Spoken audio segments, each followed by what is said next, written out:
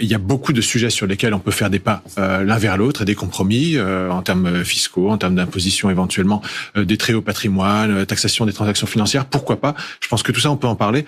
En revanche, et c'est particulièrement ma position à titre personnel, je suis totalement opposé à ce qu'il y ait un retour en arrière sur la réforme de 2023, qui était une réforme absolument nécessaire, la réforme des retraites de 2023, qui était absolument nécessaire et pour laquelle il y a vraiment une question de vie ou de mort en ce qui concerne la stabilité financière de la France et notre accès au marché de capitaux. Donc maintenant, tout se jauge en termes de censure ou non censure.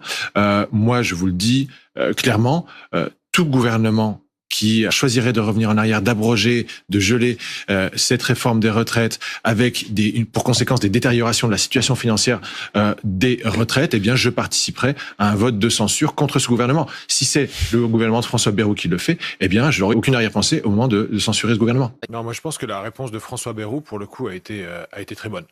Il n'est pas responsable d'exiger maintenant une réforme des retraites sur la base de nos connaissances actuelles de la situation.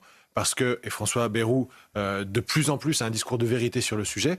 Il y a 2 semaines, il parlait encore d'un déficit de 30 milliards. Maintenant, aujourd'hui, il a dit 55 milliards d'euros de déficit chaque année. Chaque année, on creuse la dette, on augmente la dette française de 55 milliards d'euros pour financer le déficit de cotisation du soi-disant système par répartition français.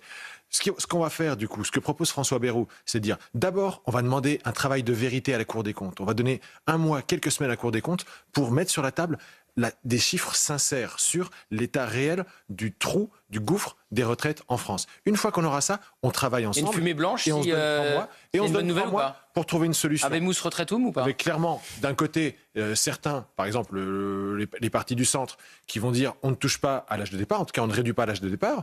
Par contre, on est prêt à accepter d'autres concessions à partir du moment où on maintient l'équilibre global actuel. Ce qui, je vous l'avoue, n'est pas suffisant.